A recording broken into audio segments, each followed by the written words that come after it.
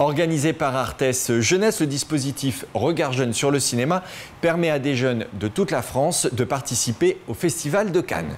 Là, ils s'inscrivent dans un parcours cinématographique qui leur permet, entre autres, de réaliser un reportage critique autour d'un film en compétition dans les différentes sélections cannoises. Partenaire média de cette opération, ILTV vous propose de découvrir ces reportages. Only the River Flows est un film réalisé par Chu Jung-wai avec Ilong Xu et Xen Mewizi. Ce film est présenté en sélection Un certain regard au Festival de Cannes 2023. Voici le reportage critique des jeunes résidentes des espaces Mimon. Un partenariat ILTV, Regard Jeune sur le cinéma avec le Festival de Cannes.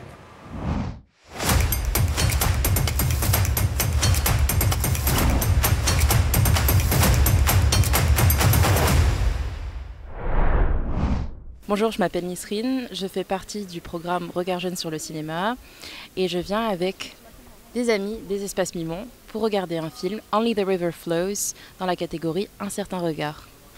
Je vous présente Alana, Delphine, Goda et puis Kélia au bout. Et on vous retrouve bientôt pour vous présenter d'autres choses. Ça raconte l'histoire d'un inspecteur de police dans un petit village de Chine qui va être chargé d'enquêter sur 3 meurtres différents et qui va se retrouver complètement submergé par ces enquêtes-là. 我们是县公安局刑警队的，我叫马哲，今天过来跟你了解点情况。好，坐。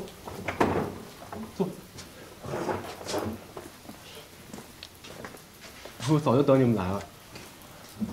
等我们？别误会。我知道你们要问什么。那天我去河边了，刚到河边我就看见那个尸体了。 D'après mon point de vue, le film de 1h40 était assez long. Certes, on a l'habitude, les 1h40, ça paraît rien.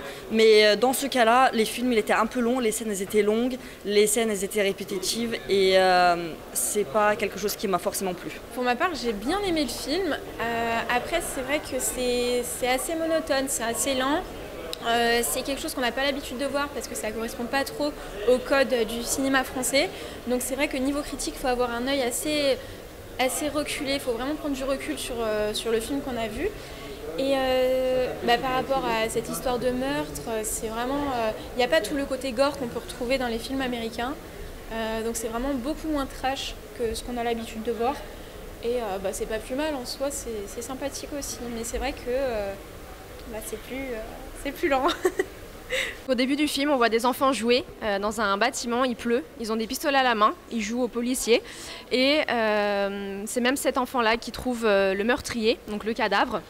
Et moi je pensais qu'ils allaient avoir plus de contenu au milieu du film, plus de suspense avec cet enfant-là et finalement il n'y a pas eu de continuité, donc j'étais un petit peu déçue. Alors l'histoire est très riche, on a plein de petits détails à prendre en compte, mais ça reste quand même super confus pour tout le monde.